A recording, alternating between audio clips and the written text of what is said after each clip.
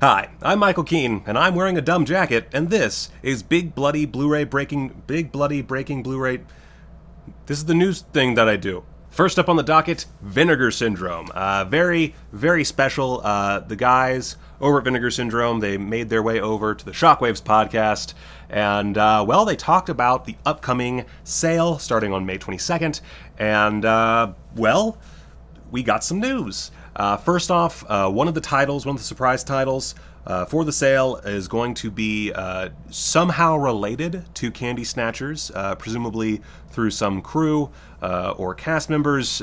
We didn't get many details regarding that. There are some ideas of what it could be floating around, but so far there's no actual final announcement on that, just those tantalizing hints. But we did get a title, and that film is The Caller from 1987, directed by Arthur Allen Seidelman. This guy is a pretty prolific director, mostly in TV, be it TV shows or TV movies. And since he's still alive, maybe we'll get a director's commentary or some interviews or something. A boy can dream. But no other announcements regarding that title just yet. Just the Caller is one of the titles that we can look forward to at the halfway to Black Friday sale. The film stars Malcolm McDowell and Madeline Smith, who you might remember as Roy Scheider's wife in 2010, the year we make contact.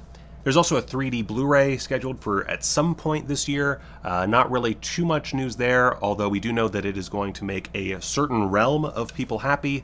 That could mean anything, but probably porn.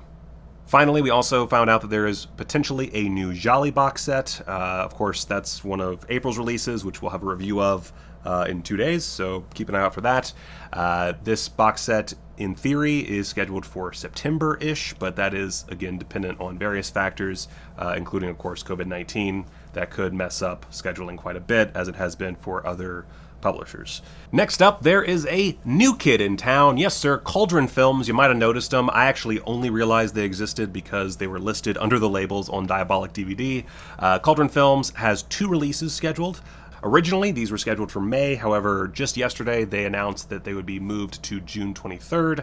Whether or not they're moved again is anyone's guess, but right now these titles are scheduled for June 23rd, and you can pre-order them now through Cauldron Films' website, where you can buy them in a discounted bundle. Abracadabra, a 2018 Neo Giallo that looks right up my alley, is coming from the Onetti brothers. They were behind 2015's Francesca. If you'd like to scope out Abracadabra before buying the disc, you can rent it on Amazon Prime for $4. The other big selection is a new 2K restoration of Sergio Martino's 1989 action horror flick American Rickshaw. This one comes with a commentary by Sam Deegan and Kat Ellinger, which is always welcome, and there's also a whole slew of extras which you can find in the link in the description. Both films are limited to 1,000 units, and each comes with a slipcover for all you collectors out there.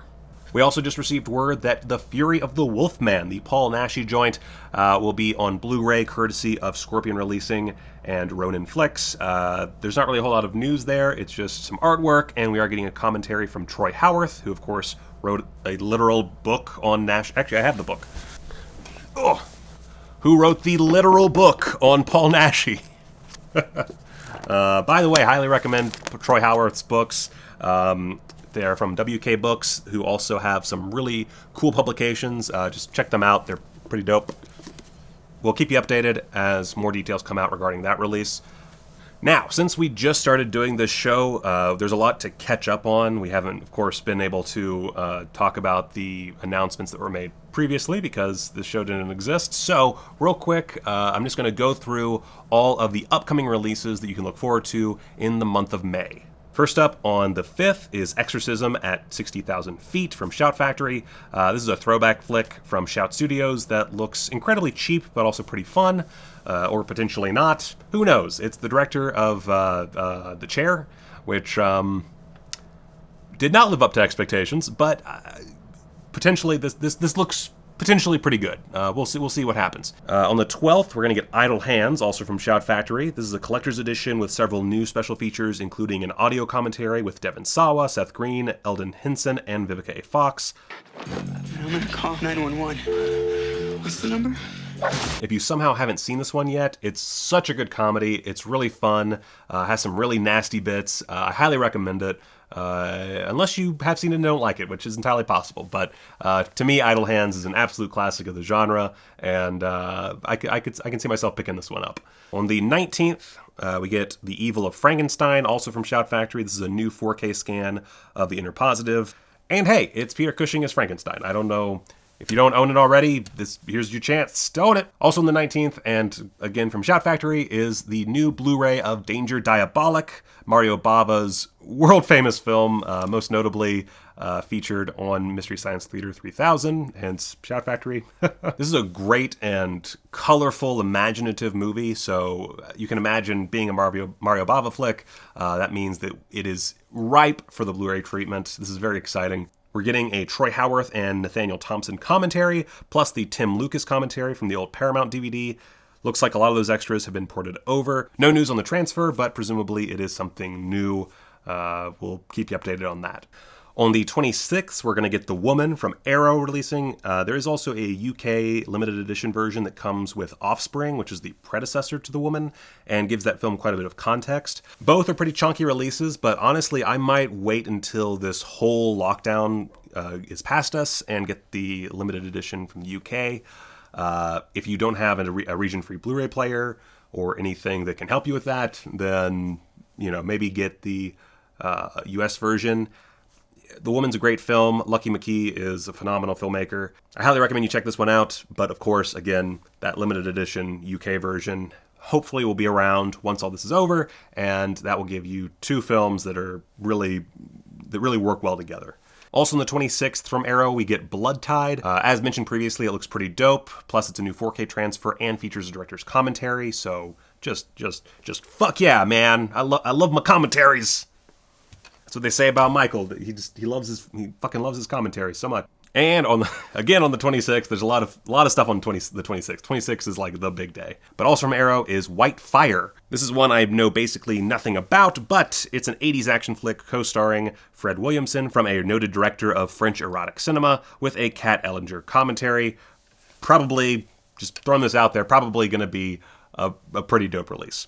Also from Arrow, Solid Metal Nightmares, the films of Shinya Tsukamoto. You can currently pre-order this one for $65 through Ronin Flix. This is an amazing deal. You get 10 films from one of the masters of Japanese cinema. This is the guy behind Tetsuo the Iron Man. If you ever watched that movie, then you know very well what you're in for. Not all of his films are like that, but quite a few feature body horror and sexual hang-ups. So if that's your jam, this could very well be the release of the month, if not the year. This is very exciting. And again, that deal on Ronin Flix really shouldn't be passed up if this is even remotely on your radar. This is a huge box set and potentially the best Arrow release in years, especially stateside. The only flaw I can find with this is it doesn't feature the third film in the Tetsuo trilogy, Bullet Man. Pros and cons, it's still 10 films, and there is a chance that they are going to do another volume, maybe. He has a lot of films in his filmography. Who knows? Or you can just find a different copy of Bullet Man for reasonably cheap, I'm sure. It's worth it. This whole thing's worth it. There's some great movies in here. Check it out. Satan's Slave is a 1980 Filipino exploitation flick. Severin Films is putting this one out. It was recently remade in 2017 to much acclaim, and it's apparently an absolute classic. I've not seen it, but my understanding is that it is an amazing piece of work. The extras here are not incredible. There's some short films and some interviews and stuff. Severin is pretty good at putting out worthwhile releases, even if the extras are not super high-end. I think this one's probably going to be worthwhile, and I'll probably put it in my cart, especially if they do their annual sale. We'll see how that goes. Horrors of Spider Island is another one that I have not seen. I had not even heard of until this release was announced by Severin. But it comes with alternate clothed scenes, which I'm not even sure what to take from that, but count me in, man. Our last Severin title is Sergio Martino's The Strange Vice of Mrs. Ward. This is a limited edition, 3,000 unit Blu-ray with the soundtrack. Severin's been doing a lot of this recently, where they release usually an Italian film with a separate CD soundtrack. I know a lot of people aren't going to get a lot of use out of that. I like it. I think it's perfectly fine. This is a new 4K scan of the Giallo classic, contains a commentary with who else? Kat Ellinger, who literally wrote the book on Martino, previously released in the UK by Shameless. This marks the first US Blu-ray release, so very exciting. If you don't get in on the 3,000 units, I'm assuming that they will eventually release a standard edition without the CD. That is not a definite. It's not something they've announced as far as I know, but it is a possibility. Also, it's 3,000 units. I don't think it'll sell out that fast, so you should be good for a bit. But if you really want this in your collection and you're kind of on the fence right now, this is probably the best time to buy, so maybe get on that. Circling back around to Shout Factory, again on the 26th, Escape from LA, brand new 4K transfer. This is very exciting for people who like Escape from LA, which, yeah, it's pretty dope. Has one of the best endings in film history, so at the very least, there's that. This is a collector's edition. There's no commentary, and the poster is currently sold out, so, you know, not a whole ton as far as extras goes, but it's Escape from LA. It's another John Carpenter release from Shout Factory. You know it if you want it. Lastly, Blue Underground is double dipping, as is their way recently. They have Maniac and Zombie both coming out on 4K UHD. If that's your jam, if you really want some 4K releases, grab them. If you don't. Simple as that. If you haven't bought these yet and you are on the 4K train, I own both of the Blu-ray versions from Blue Underground, and they are fantastic. So highly recommended if, again, you're on the 4K train and you haven't previously bought these. I personally don't think it's necessary to double dip, but that is totally up to you, man. Do as you will. As always, there's going to be a ton of news out there that I just don't see. So please let me know in the comments below if I missed any big releases. This is kind of curated. I am skipping releases that I don't feel are terribly important or don't intrigue me. If there's something that you're like, Michael, why didn't you talk about that, you dumb shit? Let me know, please. Comment below, tweet at me. Also, if you just want all the possible news you can get, I am not an amazing source, but if you follow Dawn of the Discs on Twitter, I don't know who the guy is behind that, or gal, I guess, but it's a great Twitter account. Follow them. Not affiliated with me at all. I do not know them. I think they might follow me back on Twitter, but that's the closest our relationship gets. I highly recommend that Twitter account. Super useful. And yeah, thank you so much for watching. If you enjoyed this, don't forget to like and subscribe. And if you really like this, if you just think, man, that mug is so pretty, please go to Patreon, think about throwing a few shekels my way, and I would be very appreciative. Yeah, until next time, go watch a movie.